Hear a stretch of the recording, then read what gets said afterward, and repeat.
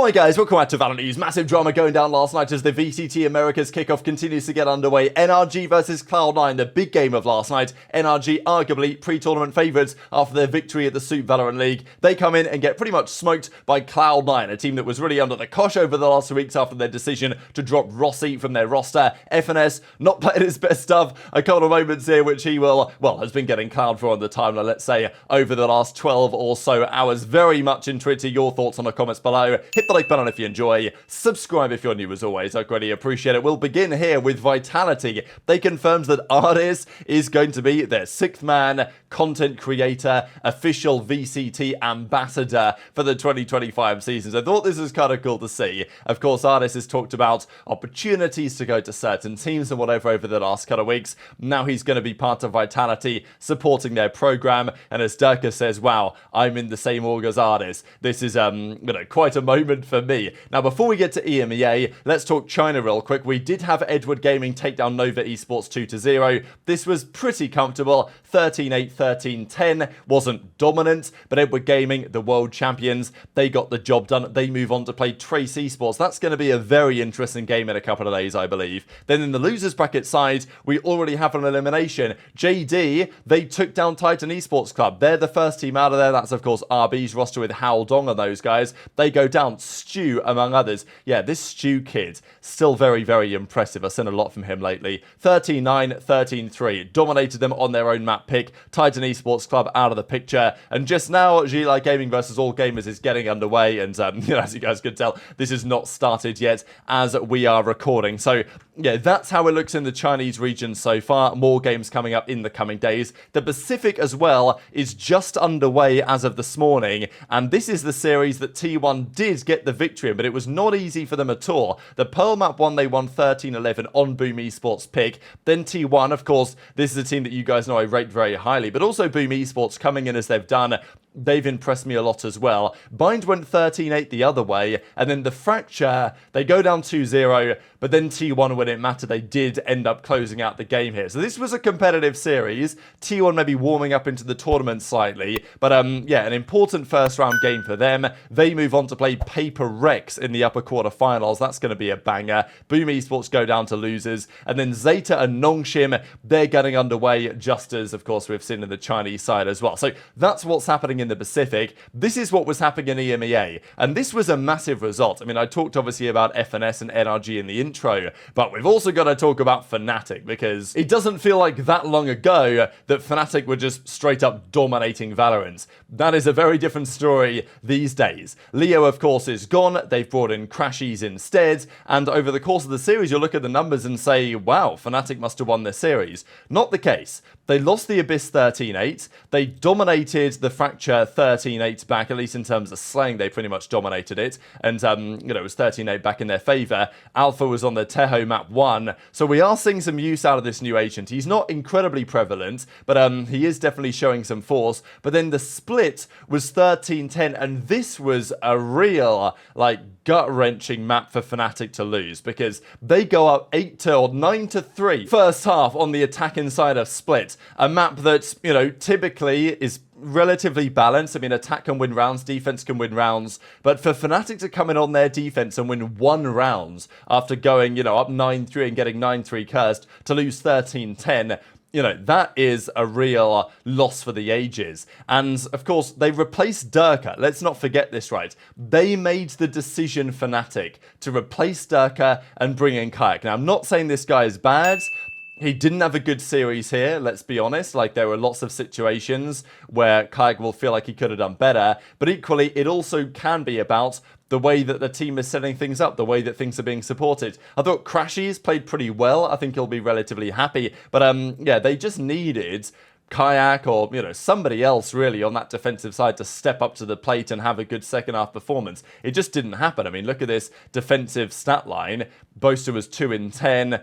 Alpha had 4 kills. Like, it was rough on their defensive side. Sociably, by the way, this guy is class. Really excited to watch him. He was 12-5 on the attacking side here that they played when they, of course, dominated that second half. So as Crashy says, sucks to lose like that, but BBL, they advance on to another round. And Boostio says, fantastic game from them. We lose 2-1. Hopefully we can learn a lot. Time will tell. But yeah, I'm not convinced, man. I'm not convinced by Fnatic. I'm not convinced by this change so far. It's one series. It is one series. But look, they made the call to replace Durka, and obviously the pressure is going to be on them to deliver. I know that they've not got Leo back like they wanted. They've got Crashies instead, but it's not like Crashies played bad either. So Boostio is confident that Fnatic can still make it, and sure, they can. It's not impossible. If you lose the first round, it's happened before. Lose the first round, drop to losers, make a run. NRG might well try and do it, as we'll discuss in the coming minutes. But yeah, it's easier said than done, obviously. And also the EMEA schedule, it is worth saying. I don't really know why, because I think last year the EMEA matches were nowhere near this late. I think they used to be middle of the afternoon, but instead they're doing them in the evening,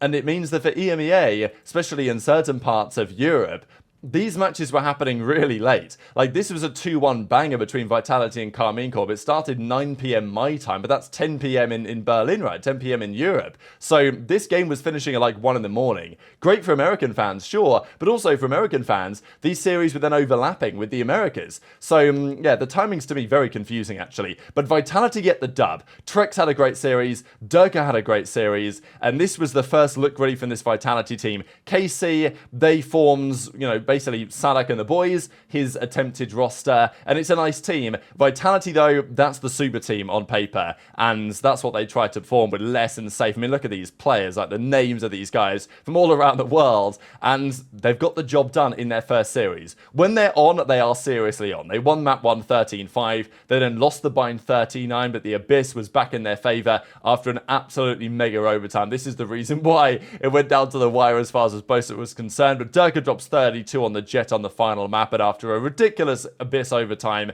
17-15 to Vitality. It's a super close series, but they do get the job done. Understandably, Durka very tired after that one. He's going to sleep well last night, that's for sure, and they move on in the tournament. We'll just quickly look at as well what happens next in EMEA here, because those are the 2 games. We then have, in a couple of days actually now, on the 22nd, that's when the other games occur, and on the 23rd we start the run in the losers bracket. But Fnatic Na'Vi, that's a locked-in game. The loser of this series goes home immediately, straight off the bat. This used to be, in Europe, like the battle for being the best team. Now it's the battle for being the worst team, which is, yeah, that is remarkable. But let's talk about the Americas, because this was a stunning series, and I think in hindsight, you know, maybe if Weeded wasn't, you know, suffering as he was and working through his chemo, maybe these guys, who are a very similar team, could have actually won Ascension last year. But they didn't, but they've come in for Furious. If you guys aren't familiar with the story on this, Furia, the Brazilian team, they had visa issues. They couldn't even attend. All of the guys couldn't attend.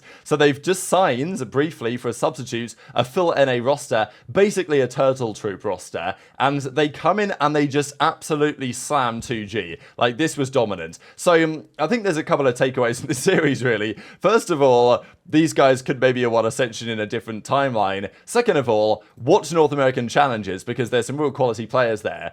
And I guess thirdly, maybe we need more America's teams. I think there's an argument to say, because this was just crushing. I mean, North American teams really in the league. 13-7, 13-5, like absolutely destroyed them, not even close. Penny had a mega series.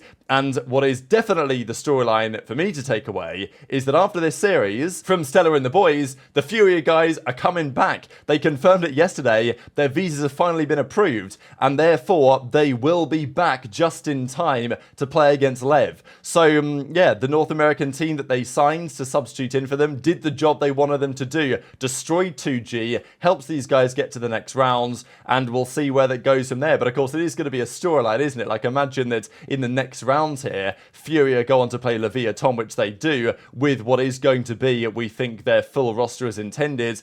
If they lose, you know, then obviously people are going to have conversations, right? But look, Furia are going to be a Brazilian team. That is what it is. But I just think that there's lots of talent out there and everybody knows it. But let's talk NRG, because this was the series we were looking forward to. NRG, arguably pre-tournament favourites. They've talked about how good their practice has been looking. They won the Suit Valorant League over there in Korea not that long ago.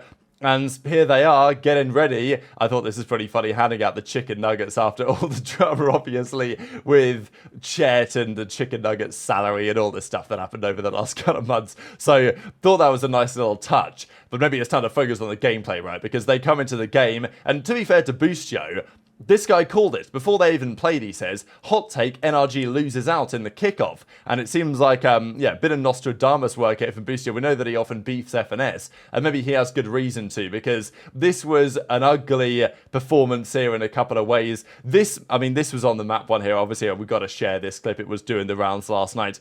Look, we know that FNS isn't known for his great aim, but this was a difficult moment, especially after all the drama with Zeppa. Obviously, a lot of the community and even players not, basically roasting Zeppa on many occasions.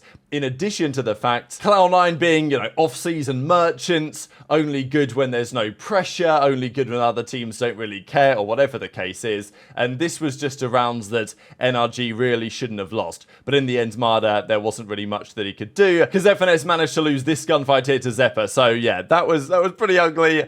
And there was also this moment when they eventually lost the fracture here. NRG brought this back to an overtime, but eventually they lost. And then it went to the Lotus, of course. And this was another moment here for FNS when he shoots his own teammate a couple of times in the head. So yeah, it wasn't really a great moment, as I think it was, Rocket Bullet said FNS is deteriorating with age. Like, FNS has been very clear this is his final year, and even Redux said it. He's like, yeah, winning in your final year is going to be a challenge. Look, we'll see. But this was not the result that NRG were looking for here at all. And even this round, they get the first couple of kills. Verno gets 2. Verno gets 3. 5 versus 2 advantage. NRG, surely they're going to bring this one to overtime as well. But, no. Mitch bounces back. It's a Mitch 1 versus 1 against Som. Som goes down to the ultimate. And that's GG 13-10 in sensational finish. But again, it's rounds that NRG should not be losing in here. So, this was crazy. And fair play to Zeppa and Cloud9, because it's been mass controversy for that team leply. They dropped Rossi. The community were roasting them for it. They brought back Mitch. They brought in Net, of course, as well, with Moose out the door. And over the course of the series, Zeppa just played a bit of a masterclass here, which is, maybe that's going to be the new normal here for Cloud9. They are a team that always can be threatening, but I definitely think NRG will come away from this series thinking, man, that could have been a dub. Certainly their defensive side of Fracture, they did bring it to overtime, but their defense on Fracture, both sides, I guess, were 10-2 here. Som had a mega map, 30-15 for the loss. And then the Lotus was the 13-10, as we just saw. So lots of reaction. FNS says, low is next. Sorry about that one. Vanity obviously calling him out, right, because talking trash on Zeppa. Zeppa then turns into Prime Aspas when it really matters, and as Ethan says, shot your body, and then you proceeded to drop 50 on us after that. Respect. Their new squad looks solid, excited to play more games, but yeah, it's going to be a serious challenge dropping down to losers. Even EMEA, coach of Cloud9, says, not a doubt in my mind that Zeppa will be insane this year with the new environment. Buy the C9 bundle, he says, although they might not get any money for it, as we discussed the other day. So even Marv then stepping in and says, yep, I could save some of these teams. So maybe NRG struggling, maybe Marv needs to step back in. But that's pretty much where we are today, and this is the way the bracket looks. So today is the 18th of January. That means that Crew Loud and Sentinel's 100 tier happening today. NRG drop down to the losers bracket. After today, we'll see who they're up against. Very much interested in your thoughts in the comments. Hit the like button if you enjoyed. Subscribe if you're new. Take care, and I'll see you next time.